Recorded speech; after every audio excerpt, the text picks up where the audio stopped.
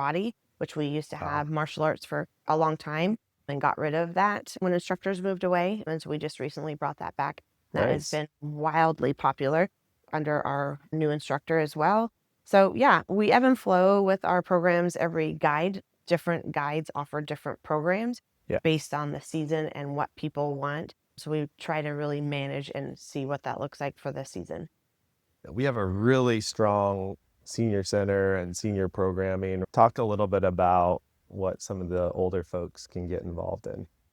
We have under our new senior center coordinator, she's been in the position about 4 years. She has really created a robust program of offering programs that are accessible for all and creating equitable access. So we have lots of local trips that will take people to dinner, get them out of their house to have a social environment, checking out local restaurants. Actually, one of the most popular is thrifting. She takes seniors out to local thrift stores with lunch for them to find purchases that some of them may not have access to transportation to be able Yeah. to do that, or some want to just leave the driving to Lindy. We have a lot of overnight trips. We have things to, or in the past, to Pendleton and Hood River. She's gone to Mount Vernon and Tulip Festival. I think there might be a trip to Hood Canal. We've gone a lot of different places, so those are really big as well.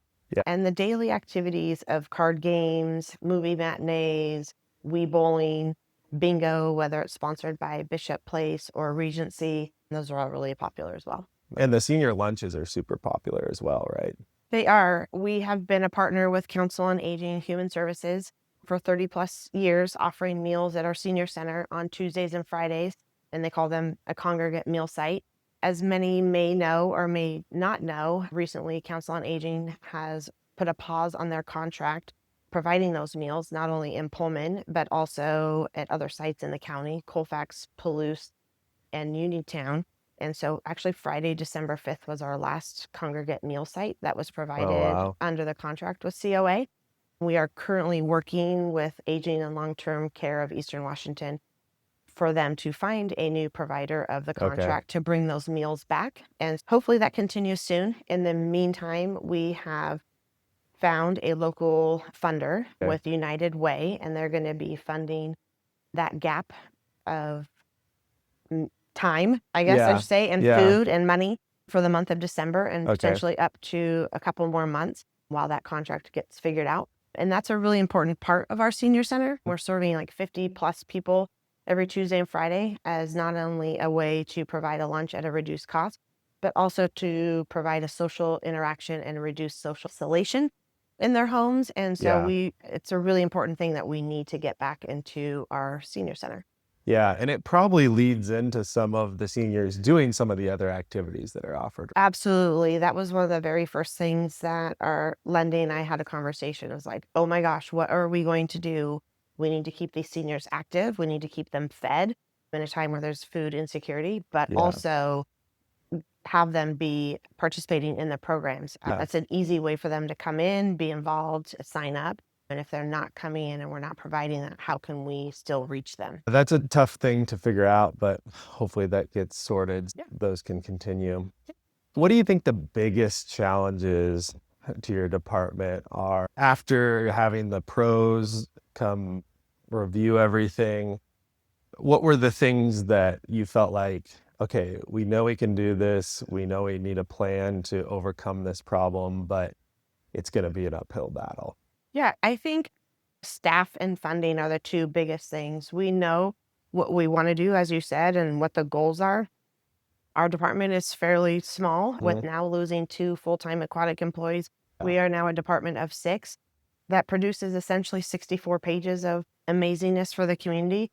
And that's a lot that our current staff take on, where especially 2 of them, our preschool programmer and our senior coordinator, also provide a lot of direct service and program time. So that doesn't leave a lot of other staff to be able to work the rest of the programs and offer them and work with instructors and facilities and rentals and things like that. So staffing is a huge one. It would be amazing if we could add another recreation supervisor to our mix to be able to help loosen that load. And then I think the other thing is really funding, being able to put that funding in place to be able to make those changes, like to say facilities and the turf, and or creating another outdoor recreation facility that has fields to be able to serve the greater community. So those are the two uphill battles that we need to face, but hopefully in the future we can find funding mechanisms, whether that's grants, upcoming bonds, things like that. Yeah. And are grants huge? Is that really where you're looking to get some of the funding for those big projects? Grants are definitely big. There's a couple different organizations within the state that provide funding. A lot of those do come with a match of some sort. So Okay. that also will just be something that we'll have to look at. And if that money's coming from our capital improvement program, or we do need to do some fundraising, that piece will definitely have to be a part of that match. So I think some people are just a little bit clueless as far as these programs that are offered, right? Maybe someone comes to town, they're new. Maybe someone hasn't had kids, so they haven't been involved in youth sports and that type of thing. And then they realize how much more is offered for adults and that Yeah. type of thing. How can people find out about the activities that are offered? Yeah, a few different ways. Obviously, our website, pullmanparksandrec.com. We have our online guide there that they can check out and scroll through the enrichment section, wellness, adult section, and then senior and active adults. I also encourage people to come see us at the Pullman Recreation Center, 190 Southeast Crestview Street, Building B, and just come into our building and check it out. Something new. We've been there almost 5 years. That was different than our previous location is that we have a full-size gym there in our facility, as well as a walking track. And I think it's mind-blowing for people when they do walk in. They don't realize that's what's inside. And when Yeah. they first walk through the doors, you can see that. And then they're like, oh my gosh, how do I get involved? What could I do? What are the hours? How can I get Yeah. here? And I think our staff are really good about, if people come, meet with them, show them the guide. We'll explain what all we have, what are ways they can get involved, show them the walking track so they can walk in a climate controlled environment, the open gym, whether it's in the morning, the noon hour for pickleball, adult basketball, the evening open gym hours if they're active in that. And then also we can give them a tour of our spaces, whether it's the senior center, our two different fitness rooms that have wellness classes. We don't have a fitness room with fitness equipment, but we do provide a lot of classes, and a lot of yoga and some sail and ageless function. And we also work with a few other local contractors that provide classes that are in our recreation center too. So we help them out as well. And they can be really affordable, right? If you're talking these yoga classes compared to maybe somewhere else that's offering yoga classes, it's a fraction of the cost, right? It is very reasonable. In fact, we have two senior yoga classes that are free to the public. Those are offered 3 days a week, Monday, Tuesday, and Fridays. We have two times for people to choose from. We have another, it's called Ageless Function class, that is also free to the community. Okay. And then some of our other classes are very affordable, just a few dollars per class. And some of them Yeah. people can just pay a drop-in fee to Yeah, participate. I think the website is a great resource too. Not that people won't come in and visit you Yep. guys. I think a lot of people are a little bit hesitant to do something like that, but they can find everything online, right? Yes, absolutely. We have our open gym schedules and wellness and activity and class schedules on our online guide. And they can sign up and do the whole thing right there and then just show up for the class. Yep, you can create an account online. It's super easy. We actually have step-by-step how to do that. You can call us. We can create that account for you online if you don't want to do that. Or you can come in as well, and our staff will do it in person for you. You can sign up for classes online, over the phone, or come in and do it in person. We try to be able to provide a way to meet everyone's needs in that way. Going back again to some of the big goals from the pros plan, what are your top priorities as far as even just personally you would like to see done in the next few years? Yeah, I think right now, a big one that kind of leads into staffing and then our facility is we are operating our facility now at almost 7 days a week with programs and rentals. And I think what I'd like to get to is actually having our facility open 7 days a week. That's open to the public. Right Okay. now, we don't have open hours on Saturday or Sunday. It's only for those programs or those rentals that we have. Would like to be open Saturdays and Sundays for the open gyms, the walking track, add some fitness classes that are on Saturdays and Sundays that don't Mm-hmm. meet traditional Monday through Friday schedules for people, as well as we're really busy with rentals in our space. And so really making that an opportunity for the community that, hey, we do have space for you to meet your needs, be able to enhance that as well. So when you're talking rentals, you're saying that someone can rent a space, right? Correct. We have meeting rooms, our gym, whether it could be a large scale event on the gym floor, or you can rent the gym for a youth basketball practice, volleyball, Special Olympics rents it, local robotic group rents it as well. We have everything from memorial services to engagement parties to birthday parties to religious events that have taken place in our facility. That's good to know. I don't know that a lot of people know that. I would have assumed that a lot of that would have been more like sport Yeah. oriented, but it's community space that can be rented at an affordable price. Yeah, we have picked up quite a few different organizations and groups with the closures of Gladish. We are renting space to a current yoga company that rents out space for her classes. Okay. We are working with American Legion, who are Mm-hmm. having meeting space at Gladish. So now they are meeting monthly in our space. We host the Moose organization twice a month, and some other local organizations have their routine meetings as well. So we do have meeting space. United Way is one as well that meets there. Very cool. And what does meeting space run like per hour or per day or whatever? Yeah, it just depends on the room. Each room is a little bit different because it has different capabilities and different Mm-hmm. size. Most of them are about $20 an hour. And with that includes access to TV monitor. So people are able to broadcast their meetings and or have people zoom in as well. And then we do have different amenities to add on to that. If somebody's having a meeting and they want coffee service, Mm-hmm. provide coffee with that and other tables, chairs, different things, easels. So if you had a magic wand and just like a pot full of money and could spend this money on one thing to help your department, what would it be? I touched on it a little bit earlier about our huge dream goal is to create an outdoor athletic facility. Okay. And with that would be numerous additional baseball, softball, flag football, soccer fields, restrooms, park gazebos where people can rent that and have birthday parties. Maybe we throw in outdoor basketball courts. We would throw in pickleball courts, a playground, Just maybe like a an skate outdoor park. sports complex. Yeah, Yeah. definitely. That is a dream. It's been a dream for a long time. We're short on land, short Yeah. on funds, but that would be, I think, a really big ticket item to add to the value of the community, enhance our residents' experience, as well as being an economic draw to our community. Okay. That's definitely been a touch point and a focus point for the residents of Pullman and youth sports organizations that we send a lot of youth sports organizations to other communities to participate in tournaments of some Mm-hmm. sort. And what would that look like if we could bring them here? We would have that facility. We could put heads in beds in hotels, drum up at economic development for our restaurants, our local businesses, bring people downtown, go shopping.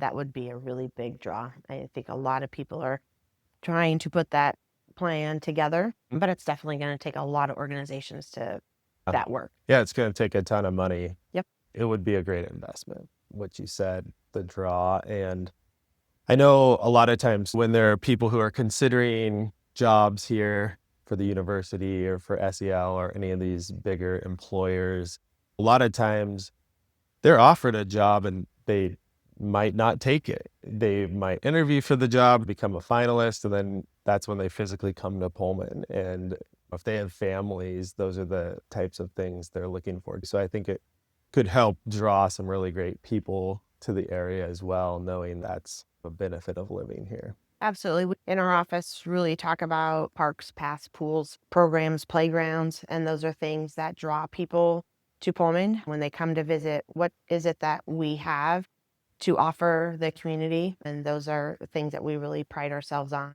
to be able to give our current residents as well as incoming residents those amenities. So it sounds like we probably really need to get a bond put together in order to pay for something like the sports complex, right? Yeah, our current bond will expire in 27. It was passed in 2017. With that is when we were able to purchase the recreation center. City Hall, as well as complete a lot of other projects for our facilities. So that is coming up in 27. We are actively exploring what that will look like moving forward. If we put another one out to the voters to do that with a lot of other projects on there, including the sports complex, we will continue to evaluate that and work with community organizations and fulfill those needs. You talked about staffing struggles and things like that. Is there ever a problem with retention of staff? Or tell me a little bit about that. Do you have people that are really long term? Our team of 8, including then another 10 or so that are on the park side, generally everyone is here for life. That's We used good. to say until you die or you retire. I hate to say that. About 4 years ago, we had a huge changeover in staff. We actually had 3 people retire from our department. Wow. So that created a shifting and moving our then recreation manager to the park side, myself moving from rec supervisor to rec manager, a new rec supervisor, and also a new senior coordinator, myself and Parks and Facilities Director Kurt Damon and Jean Druffel, our preschool programmer, are the longest standing people in our department right now with 25 to 30 years. Generally, most people, when they come to our department, stay.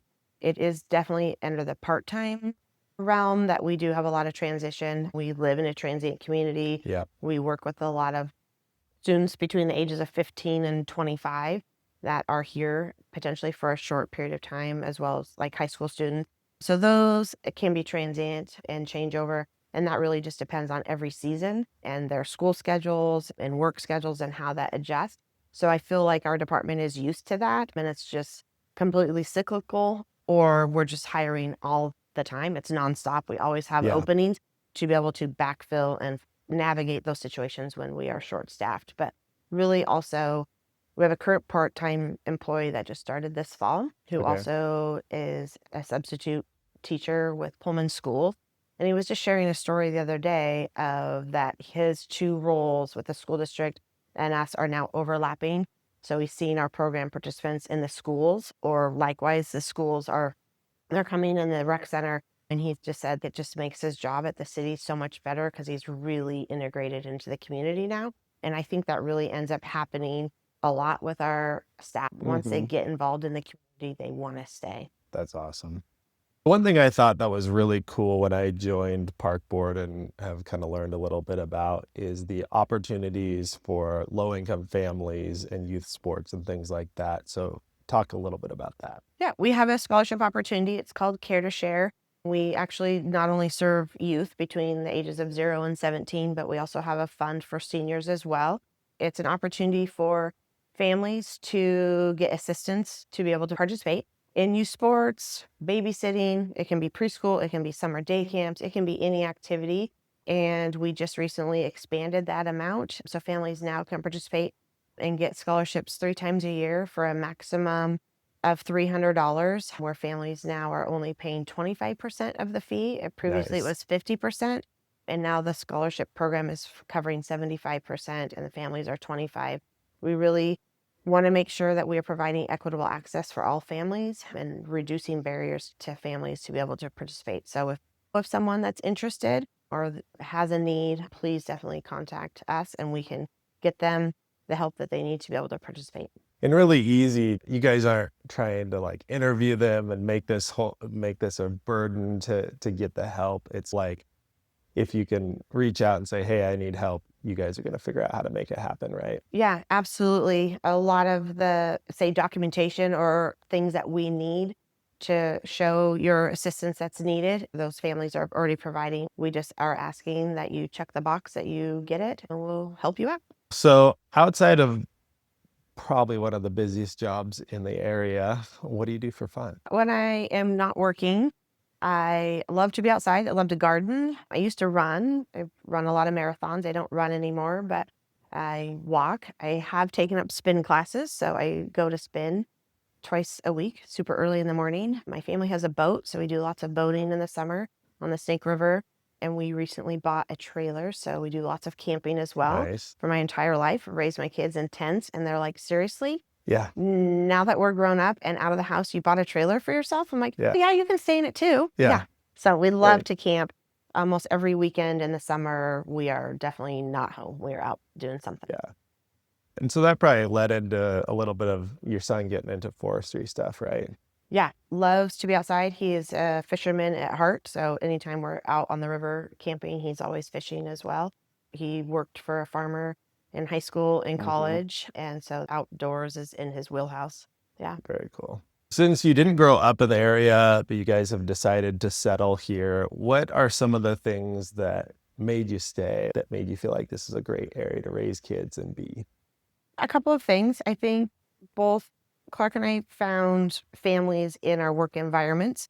So City of Pullman and his being a teacher in his school has been amazing. We don't have family here, so our friends at work and close social circle really made family be. And then this sounds so cliche, but being able to, whether you're at the grocery store, I'm at work in a program or somewhere else, WSU football game or at Zeppos or somewhere out eating, being able to see friends and family, or you're recognized from the work you do, Yeah. really does create a family environment away from the family. And so I used to say, I still do say it, that the day that I move from this area and drive a U-Haul out of town, that I Yeah. would need to take something Yeah. to calm my nerves, because it Yeah. definitely would be a sad day to move. It is my life. I've lived here longer Yeah. than I grew up with my Yeah. family. And it's weird for me to say when I go back home, when that's not even really true. It's not my Yeah. home. This Yeah. is my home. It's the only home my kids know. And so that's weird for them as well when I say, oh, where my parents live. And they're like, wait, this is our home. This is it. Yeah. So I think that there are other people in your same boat. We don't get a ton of alumni, I would say, that stay because so many of them come from somewhere else. It is hard to think about relocating, especially if families on the other side of the state or something. But I've definitely seen a trend of people who have even moved back after college to the west side that are thinking like this would be a really great place to raise a family. absolutely. I think the opportunity that the city itself provides, as well as having a university town, the amenities that WSU provides our residents as well, is a really great draw for families.